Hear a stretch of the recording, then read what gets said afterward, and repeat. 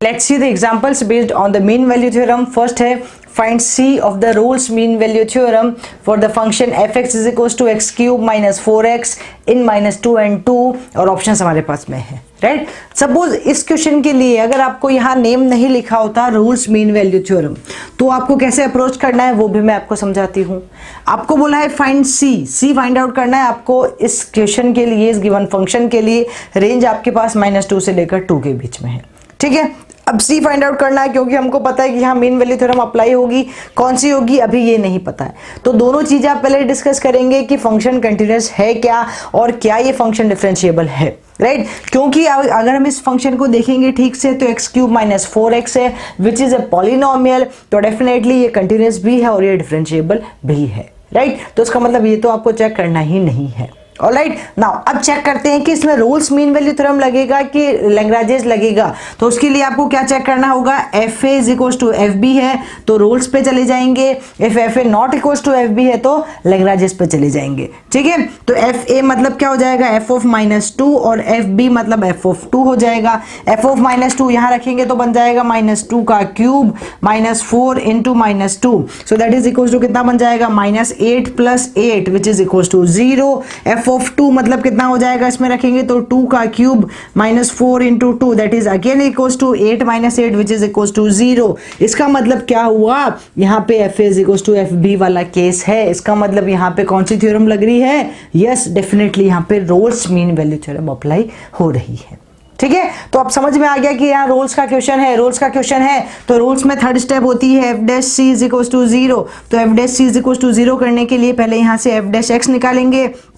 F dash X बन जाएगा 3x² - 4, इसको 0 के इक्वल रख देना है तो एफ डैश सी बना दीजिए, x की जगह c लिख दीजिए। 3² - 4 इज इक्वल टू 0, तो ये बन जाएगा c² इज इक्वल टू 4/3 और we can say c is equal to +-2/√3। तो c इज इक्वल टू +-2/√3 आ रहा है। अब क्या ये +-2/√3 इस रेंज में भी आ रहा है, इस इंटरवल को भी देखते रहिएगा क्योंकि आपको यहाँ पे क्लोज इंटरवल गिवन है। इसका मतलब -2 से लेकर +2 तक की सारी वैल्यूज आप ले सकते हैं, राइट। तो -2 और +2 भी इसमें इंक्लूड है, ऑलराइट। तो c इज इक्वल टू +-2/3 आ रहा है, तो इसके अंदर डेफिनेटली ये इसका आंसर हो जाएगा। Option number C is the right answer for this question, okay. तो यहाँ पे जो क्वेश्चन है वो बहुत इजीली आप फ्रेम कर सकते हैं, इजीली आप उसको सॉल्व कर सकते हैं अगर आपको समझ में आ गया कि यहाँ क्वेश्चन कौन सी थ्योरम का है, राइट। इन केस यहाँ अगर F A not equals to F B होता तो हम क्या करते, F dash C is equals to F B minus F A upon B minus A मतलब लैग्रांजेस पे जाते। ओके स्टूडेंट्स, आइए डिस्कस करते हैं next question. Example is find C of the function F X is equals to sin x by E power x in the range 0 to π और option हमारे पास में है, ठीक है। फिर से वही काम करना है, sin x by E power x function हमारा है। सबसे पहले एफ ए और एफ बी चेक कर लेंगे क्योंकि sin और ई पावर x है और दोनों के दोनों क्या होते हैं, कंटिन्यूअस भी होते हैं और डिफरेंशिएबल भी होते हैं। तो इसके लिए कंटिन्यूटी और डिफरेंशिएबिलिटी चेक करने की जरूरत तो बिल्कुल भी नहीं है, राइट, ठीक है। अब एफ ए और एफ बी मतलब एफ ऑफ 0 चेक करना है और एफ ऑफ पाई चेक करना है। इक्वल हो गया तो रोल्स लगाना है, इक्वल नहीं हुआ तो लैग्रांजेस लगाना है। तो एफ 0 कितना बन जाएगा, sin 0 by E to the power 0, sin 0 0 तो यहाँ बन जाएगा 0। फिर similarly sin pi by E to the power pi that is again is equal to 0, right. तो इसका मतलब F of A is equal to F of B है। इसका मतलब ये क्वेश्चन किसका है students, Rolle's mean value theorem का है। This question is from Rolle's mean value theorem, right. Rolle's mean value theorem लगानी है तो क्या करेंगे, F dash C is equal to 0 कर देंगे। अब आप इस क्वेश्चन को बहुत ही जल्दी कर सकते हैं, ऑलराइट। तो एफ डैश सी करना है, यहाँ से एफ एक्स आपके पास है, इसका एफ डैश एक्स निकाल लेते हैं। एफ डैश एक्स कैसे निकलेगा, यू बाई वी से निकलेगा, तो ये बन जाएगा वी का स्क्वायर मतलब ई एक्स का स्क्वायर। फिर ये as it is sine X का कर देंगे cos X minus this time sine X as it is और ई पावर एक्स का कर देंगे तो ई पावर एक्स बन जाएगा, ठीक है। ई पावर एक्स ई पावर एक्स ई पावर एक्स ऊपर से कैंसिल हो जाएगा तो आपके पास बनने वाला है cos x minus sine X by E to the power x। ये बन गया आपका F dash X, okay. Now F dash X को क्या करना है, 0 के इक्वल रखना है। तो जब 0 के इक्वल रखेंगे तो डेफिनेटली ई पावर एक्स तो इंटू 0 हो जाएगा। यहाँ से मिलने वाला है आपको cos x minus sine X is equal to 0। इसका मतलब आपको यहाँ से मिल गया cos x is equal to sine X, ठीक है। अब cos x is equal to sin x है, इसका मतलब cos और sin की वैल्यू कहाँ कहाँ इक्वल होती है, वो ही आपकी x की वैल्यू हो जाएगी। इट मीन्स यहाँ से x इज इक्वल टू आना चाहिए कितना, π/4 और 5π/4 और ये वैल्यूज आगे बढ़ती जाएगी।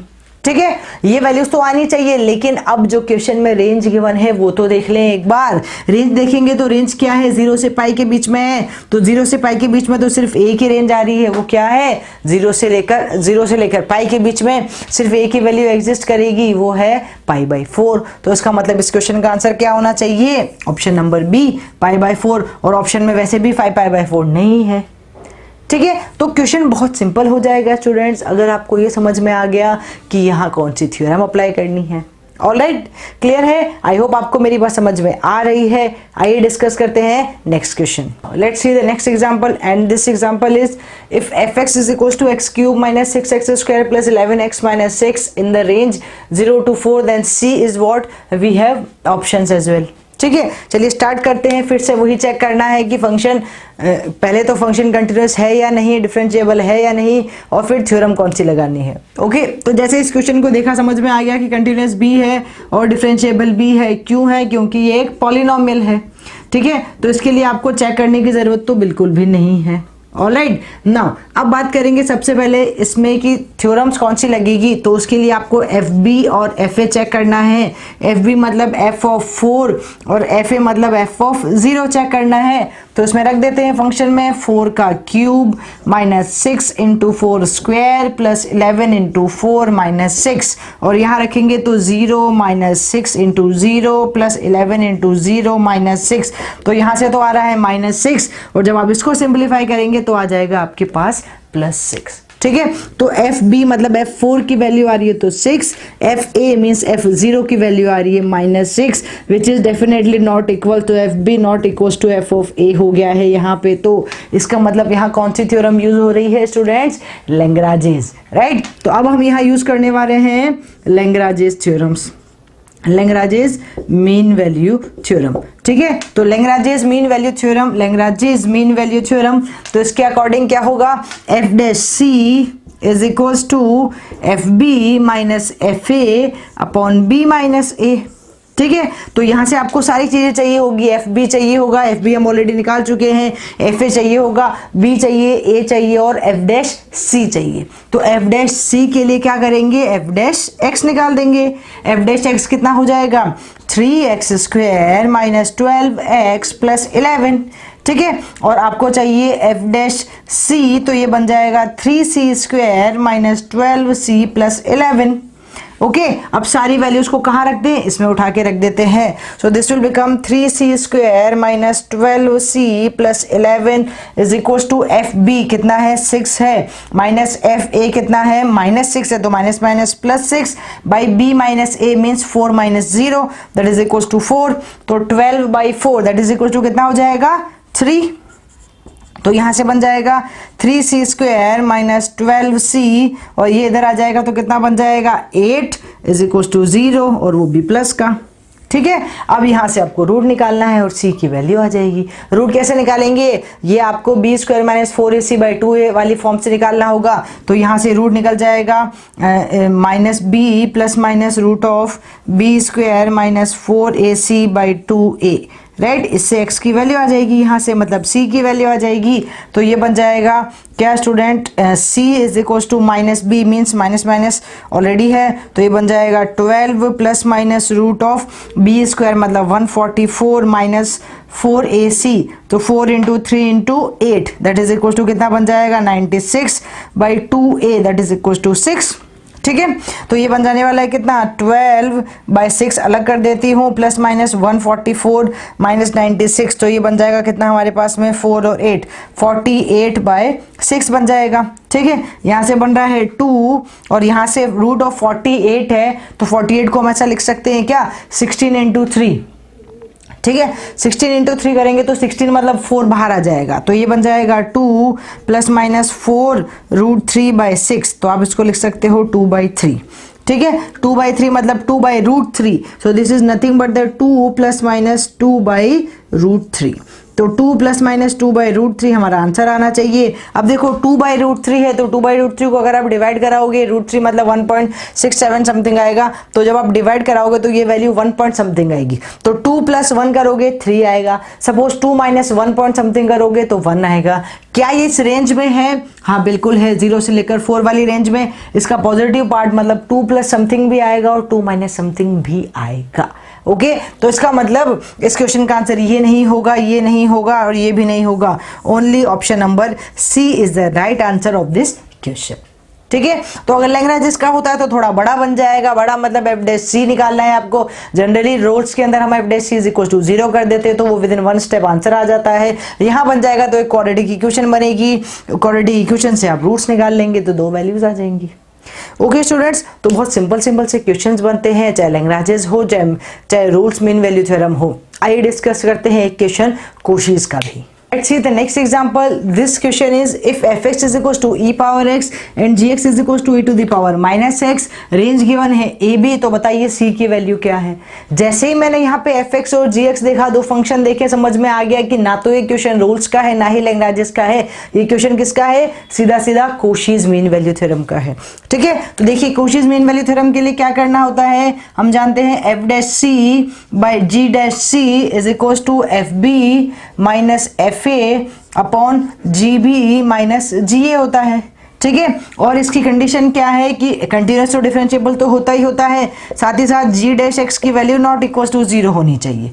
ठीक है, तो सबसे पहले हम क्या करेंगे, यहाँ से f' निकालेंगे और फिर g' निकालेंगे। तो g' कितना हो जाएगा, e पावर माइनस x है तो minus e power minus x which is definitely not equal to 0, तो हम ये थ्योरम अप्लाई कर सकते हैं। ठीक है, फिर f' कितना बन जाएगा, e पावर x है तो e पावर x ही रहेगा, और यहाँ पे आपको चाहिए वैल्यू किसकी, fb और fa और gb और ga की। तो fb कितना बन जाएगा, e पावर b, fa कितना बन जाएगा, e पावर a, gb कितना हो जाएगा, e to the power b minus b, और ga कितना हो जाएगा, e to the power minus a। ठीक है, ये सारी वैल्यूज उठा के इसमें रख देते हैं। देखिए क्वेश्चन कितना सिंपल सा है। ये बनेगा e to the power c by minus e to the power minus c is equals to fb means e power b minus e power a by e power minus b minus e power minus a। ठीक है, तो यहाँ से ये बन जाएगा, इसको ऊपर लेके जाएंगे तो माइनस e पावर माइनस है, ऊपर बन जाएगा तो e पावर 2c बन गया इज इक्वल्स टू यहाँ बनेगा e to the power b minus e to the power a। इसको लिख सकते हैं 1 upon e to the power b minus 1 upon e to the power a। यहाँ से अगर सॉल्व करोगे तो बन जाएगा e power b minus e power a upon e power a minus e power b by e to the power a plus b। ठीक है, और अगर मैं इसको नेगेटिव के साथ कैंसिल कर दूं तो यहाँ पे नेगेटिव साइन आ जाएगा और यहाँ पे भी नेगेटिव है, तो ये नेगेटिव और ये नेगेटिव पॉजिटिव बन जाएगा। तो मुझे यहाँ से मिल जाने वाला है e to the power 2c is equal to, ये ऊपर चला गया, e to the power a plus b। As we know very well, जब बेस इक्वल होता है तो पावर्स भी इक्वल होती है, तो यहाँ से बन जाएगा 2c is equal to a plus b। इसका मतलब यहाँ से c की वैल्यू क्या आ गई, a प्लस b बाई 2। ठीक है, तो c क्या हो जाएगा, a प्लस b बाई 2 हो जाएगा। ये एक रैंडम सा एग्जांपल मैंने लिया था, यहाँ पे कोई भी रेंज गिवन हो तो वैल्यू आ जाएगी a plus b by 2, c की वैल्यू। ठीक है, तो कुछ ऐसे क्वेश्चंस फ्रेम होते हैं, बहुत बेसिक सा है मीन वैल्यू थ्योरम में स्टूडेंट्स। इसका क्वेश्चन इतना ज़्यादा इंपॉर्टेंट नहीं है कैट एग्जाम के एस्पेक्ट से, लेकिन फिर भी आपको मैंने बहुत अच्छे से और डिटेल में समझाया है, हर एक टाइप का एग्जाम्पल लेके समझाया है। आई होप आपको मेरी बात समझ में आई होगी और आप इनके कॉन्सेप्ट को अच्छे से ध्यान रखें। ठीक है, क्योंकि ये तीनों थ्योरम्स इंपॉर्टेंट है, थ्योरम्स की प्रॉपर्टीज इंपॉर्टेंट है। ठीक है, स्टेटमेंट्स इंपॉर्टेंट है। ओके स्टूडेंट्स, मिलते हैं नेक्स्ट वीडियो के अंदर।